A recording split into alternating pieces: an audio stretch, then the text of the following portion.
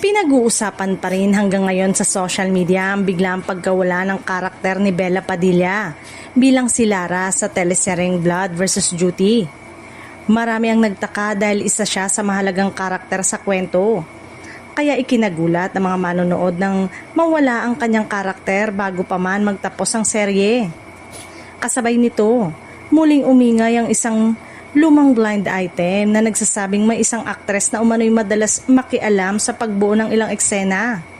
Dahil dito ay may mga netizen na naghinalang si Bella ang tinutukoy bagamat wala namang direktang pangalan na binanggit sa naturang blind item. Ayon sa mga usap-usapan online, nagbibigay umano ng mga suwestyon ng aktres kung paano pa mapapaganda ang ilang eksena. Gayunpaman, wala pang anumang ebidensya ang opisyal na pahayag na nagpapatunay na ito ang naging dahilan ng pagkawala ng kanyang karakter sa serye.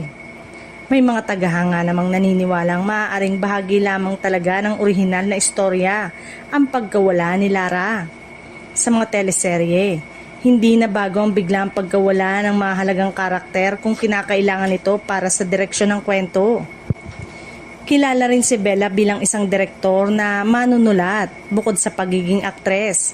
Kaya para sa ilan ay natural lamang na mayroon siyang mga ideya o suwestyon tungkol sa mga eksena. Subalit hindi ito nangangahulugang nagkaroon ng alitan o naging dahilan ng anumang pagbabago sa production. Sa ngayon ay nananatiling walang opisyal na pahayag mula kay Bella Padilla o sa production ng Blood vs. Duty tungkol sa tunay na dahilan ng pag-alis ng kanyang karakter. Hanggang wala pang kumpirmasyon, ang mga kumakalat na balita ay nananatiling espekulasyon lamang at hindi pa dapat ituring na kumpirmadong katotohanan.